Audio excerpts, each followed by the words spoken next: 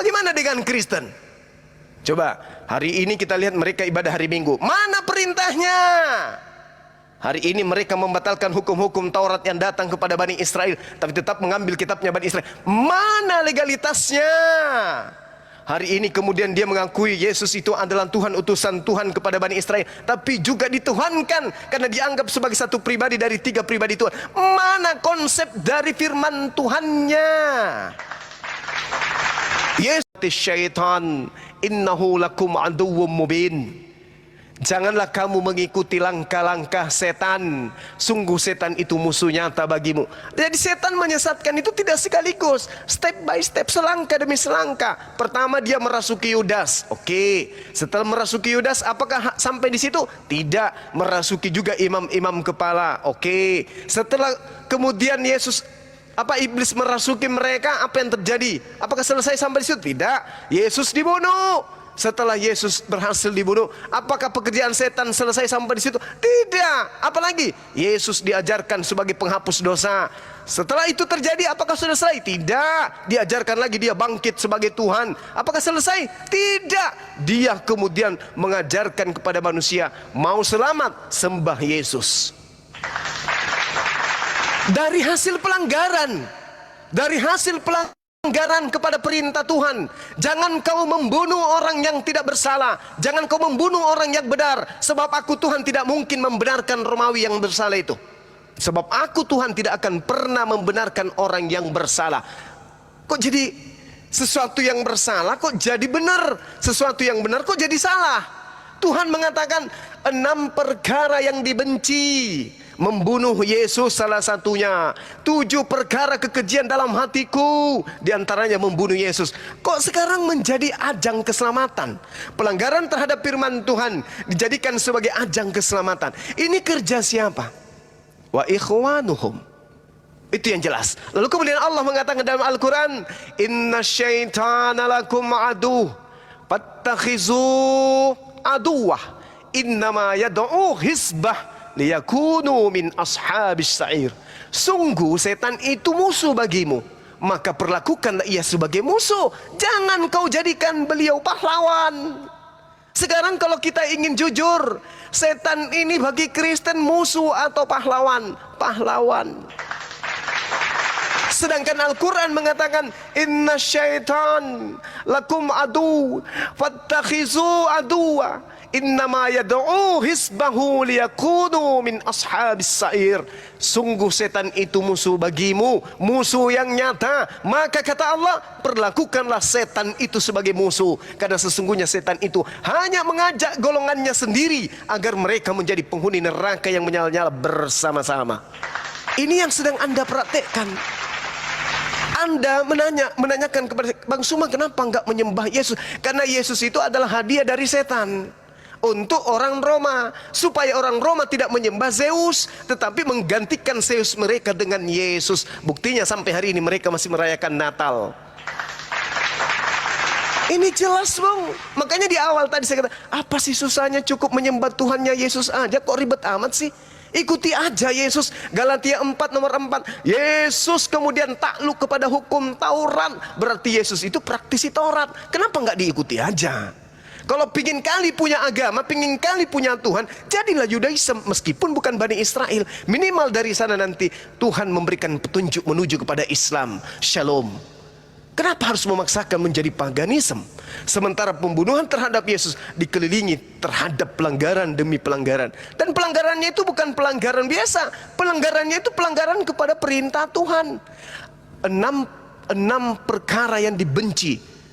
7 perkara yang menjadi kekejian.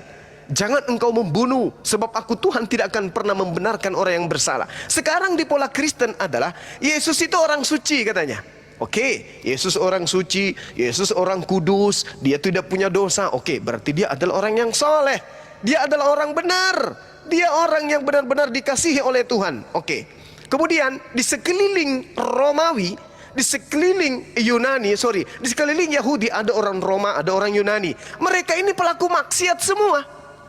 Mereka pelaku maksiat, tidak pernah menyembah Tuhan. Bahkan imam-imam kepala melakukan kebohongan-kebohongan dan seterusnya.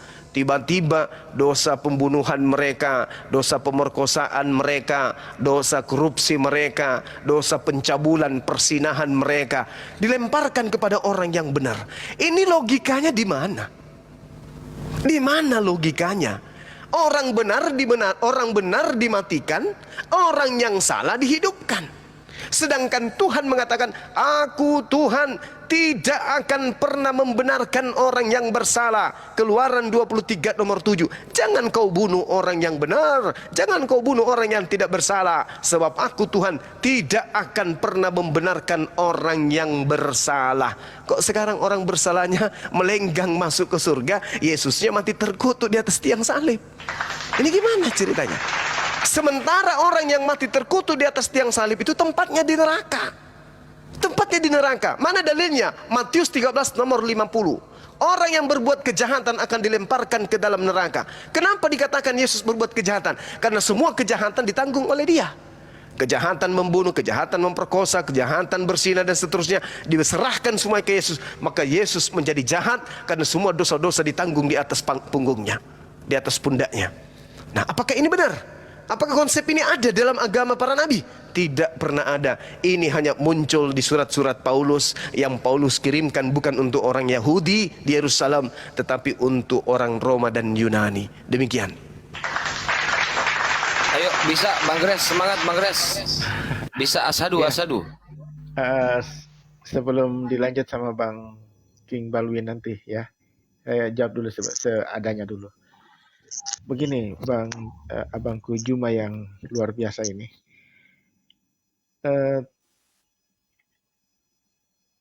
Kembali ke awal lagi sebenarnya tentang program penyesatan yang dilakukan oleh setan. Jadi sudah saya jelaskan tadi bahwa program penyesatan itu memang dilakukan oleh setan, tapi coba kalau kita logikakan terbalik lagi. Jangan sampai setan sendiri sedang memprogram untuk tidak percaya tentang karya keselamatan Allah. Sehingga kita menolak satu-satunya jalan untuk memperoleh keselamatan itu. Jadi logika itu selalu kita balik kembali. Karena potensi kebenaran dan kesalahan itu selalu memiliki potensial error ya. Seperti itu. Kemudian kedua abangku. Penggantian Tuhan Yesus menggantikan apa yang disebut dengan Dewa Matahari. Karena kekaisaran Roma menghendaki kelanggengan atau sejenisnya lah seperti itu. Saya berpikir kalau Roma memiliki tendensius untuk mengganti dewa mereka dan mengangkat Yesus sebagai dewa yang baru untuk kelanggengan kekuasaan pemerintahan mereka, sebenarnya ini justru terjadi paradoks. Karena kita tahu bahwa Pax Romanum itu atau Kaisar Roma itu adalah Tuhan bagi orang-orang yang di bawah kekaisaran Romawi. Jadi popularitas sang kaisar ini sangat luar biasa sehingga dia disebut sebagai kekuasaan yang absolut. Dia menjadi Tuhan bagi rakyat yang dipimpinnya.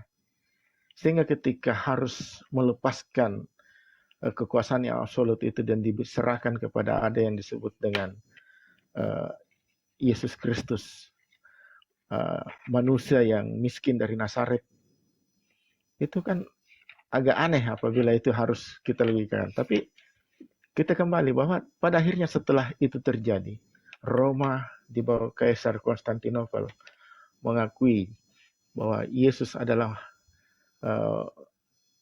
Tuhan dan meletakkan kekaisarannya di bawah Kristus. Bahkan raja-raja setelah itu pun dilantik oleh uskup atau paus. Itu menunjukkan bahwa dia atas nama sebagai raja yang berkuasa menyerahkan kekuasaan itu pada delegasi Tuhan dan penyelenggaraan Tuhan. Jadi sangat bertolak belakang dengan apa yang terjadi dengan tuduhan-tuduhan yang sebenarnya yang diklaimkan seperti yang Abang sebutkan tadi. Jadi saya mohon dilanjutkan sama King Balwil, biar saya tidak monoton berbicara. King Ya, Balwil. sebelum ke Bang King Balwin, silakan Oke. Gurunda di ini dulu, tanggapi dulu pernyataan Bang Gres, Gurunda. Iya. Jadi kalau berbicara mengenai Tuhan ya, kita berbicara mengenai Tuhan nih. Umat Islam ditanyai, mana Tuhanmu? Seperti apa wujud Tuhan kamu itu? Kami tidak memvisualisasikan Tuhan. Kami tidak memediasikan Tuhan. Tuhan kami laisa kamislihi syai'. Tidak ada yang serupa dengan Tuhan kami. Yang datang kepada Bani Israel, kemudian datang kepada Bani Ismail. Kedatangannya kepada Bani Ismail, Bani Ishak, itu hanya untuk Bani Yakub. Kedatangannya kepada Bani Ismail itu untuk seluruh umat manusia. Kami menyebutnya Ar-Rahman, kami menyebutnya Ar-Rahim, kami menyebutnya Al-Malik, Al-Quddus, As-Salam, Al-Mu'min, Al-Muhaimin, Al-Aziz, dan seterusnya. Dan saudara-saudara kita dari Bani Ishak juga menyebutnya sama. Mereka menyebutnya Elohim, Elyon, Elohe, El-Olam, El-Eroi, El-Shaddai, Emmanuel, dan seterusnya. Di mana makna daripada kata-kata ini sama seperti yang ada di dalam Al-Quran. Bagaimana wujud Tuhan mereka? Mereka mengatakan tidak serupa dengan apapun. Yeremia 10 nomor 6. Bagaimana wujud dari Tuhan mereka? Mereka mengatakan tidak sama seperti makhluk. 2 Samuel 7 nomor 22. Al-Quran Asy-Syura ayat 11, laisa kamislihi syai', tidak serupa dengan apapun. Kemudian hakikat ini sampai kepada makhluknya hanya melalui perantara nabi dan rasul, melalui pewahyuan yang diantarkan oleh Roh Kudus. Sama Tuhan kami yang datang kepada para nabi Bani Israel. Sedangkan saudara Kristen mengatakan, bagaimana kalau iblis yang kemudian tidak akan mungkin. Tidak akan mungkin. Iblis kemudian mengajarkan kebenaran, itu tidak mungkin. Tak ada iblis yang mengajarkan kebenaran. Iblis itu selalu mengajarkan kepada kesesatan. Pasti itu. Itu kaidah. Tetapi ketika iblis mengajarkan kesesatan, kesesatannya itu bukan ambigu, tidak. Memang betul-betul nyata. Itu adalah kesesatan. Tetapi cara iblisnya menutupi kesesatan itu mematikan akal pengikutnya. Kesesatan, coba kita bandingkan. Satu oknum datang kepada Bani Israel bernama Yesua, bernama Iso, bernama Yesus, bernama Jesus, bernama Isa. Oknum ini satu, beda nama. Satu orang ini beda nama. Orang Kristen mengatakan bukan Isa, Yesus itu. Orang Islam mengatakan Isa, Yesus itu bukan. Dia mengatakan kadang sama, kadang mengatakan tidak sama, baik Kristen maupun Islam. Kenapa bisa demikian? Karena sebenarnya mereka Islam Kristen ini hanya berbicara dengan satu oknum yang sama. Yang membedakan adalah perspektif pemikiran agama masing-masing. Tetapi yang diceritakan adalah oknum sama. Manusia yang datang yang suci, lahir tanpa ayah, yang diberi hikmat kenabian, diberi mukjizat membangkitkan orang mati. Kami menyebutnya Nabi Isa dengan perangkat keajarannya yang sesungguhnya, sedangkan Kristen mengajarkan dia adalah Tuhan itu sendiri. Sekarang polanya sederhana. Di mana iblis itu bekerja? Jangan cari di Al-Quran untuk pembenaran, jangan. Al-Quran pasti meluruskan, kan itu kaidah dari ilahi. Tapi kalau kita berbicara mengenai kitabnya orang saudara kita Kristen, tadi kita tanya, pembunuhan terhadap Yesus itu pelanggaran firman Tuhan atau bukan?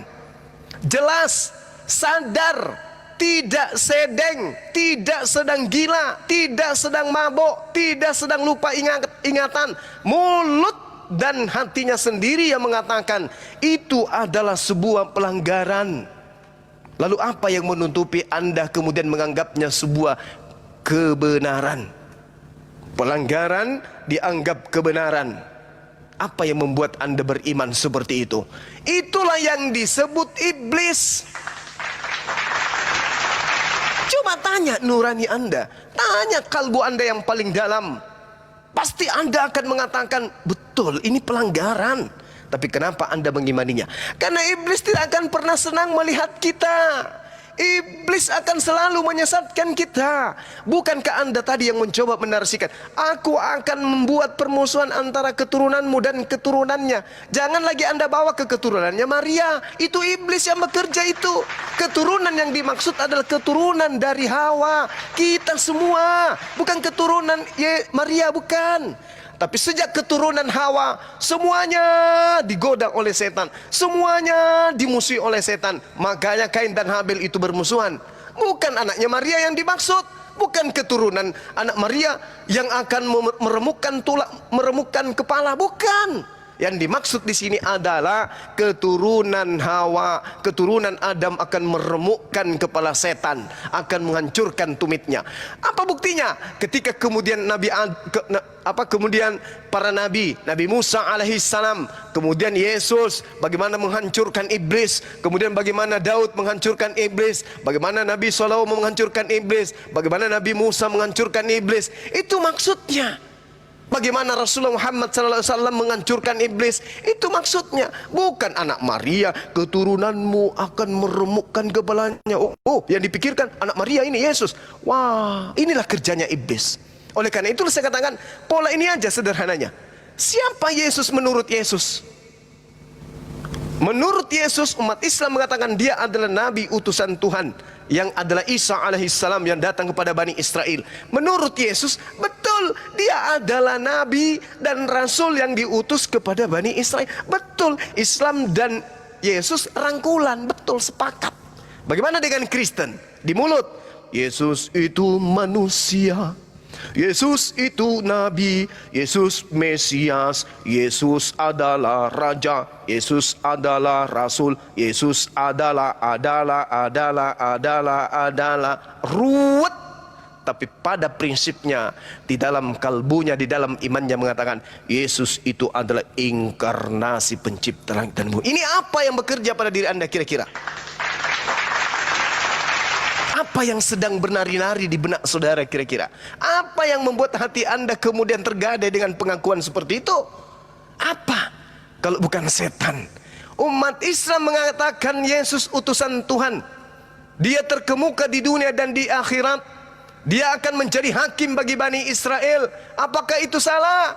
Tidak salah. Di mana iblis bekerja di Islam dengan mengatakan itu? Tidak ada. Iblisnya nggak berani masuk. Kuat kami pertahanannya karena berdasarkan firman ilahi, berdasarkan sabda Yesus, berdasarkan sabda Rasulullah Muhammad SAW. Bagaimana dengan Kristen? Coba hari ini kita lihat mereka ibadah hari Minggu. Mana perintahnya? Hari ini mereka membatalkan hukum-hukum Taurat yang datang kepada Bani Israel, tapi tetap mengambil kitabnya Bani Israel. Mana legalitasnya? Hari ini kemudian dia mengakui Yesus itu adalah Tuhan, utusan Tuhan kepada Bani Israel, tapi juga dituhankan karena dianggap sebagai satu pribadi dari tiga pribadi Tuhan. Mana konsep dari firman Tuhannya? Yesus kemudian mati bangkit pada hari ketiga menjadi Tuhan. Mana legalitasnya dari Tuhan? Mana keselamatan itu? Menyembah anak manusia bernama Yesus. Mana? Coba tunjukkan ke saya. Sedangkan Yesus telah memberikan legitimasi jelas. Hidup kekal itu mereka mengenal Engkau, satu-satunya Tuhan yang benar, Allah yang benar, dan mengenal Yesus yang Engkau utus. Jelas itu. Itu konsep diimani Islam atau diimani Kristen? Diimani Islam. Secara fakta, ruh dan jasmaninya Islam. Yes, tapi coba tanya Kristen. Yesus mengatakan hidup kekal itu adalah mereka mengenal Bapa satu-satunya Tuhan yang benar. Kristen mengatakan, yes, memang betul. Dan mengenal Yesus itu yang Engkau utus. Kristen juga akan mengatakan, ya memang betul. Tetapi mereka melakukan satu tindakan planos. Apa itu? Mengelabui, berpura-pura, menipu. Kenapa dikatakan menipu? Penipu itu lain di mulut, lain di hati. Lain yang dibicarakan, lain yang dia katakan, lain dia praktekkan. Dia mengakui Yesus itu utusan Tuhan, tapi pada prakteknya mereka ke rumah ibadah mereka menyembah siapa? Menyembah Yesus. Utusan kok disembah? Oh, dia itu Tuhan yang berinkarnasi. Ajaran siapa tok Tuhan inkarnasi jadi makhluk? Nduk. Inilah yang dikatakan oleh Al-Qur'anul Karim, wala tattabi'u khutuwatis syaitan innahu lakum aduwwum mubin.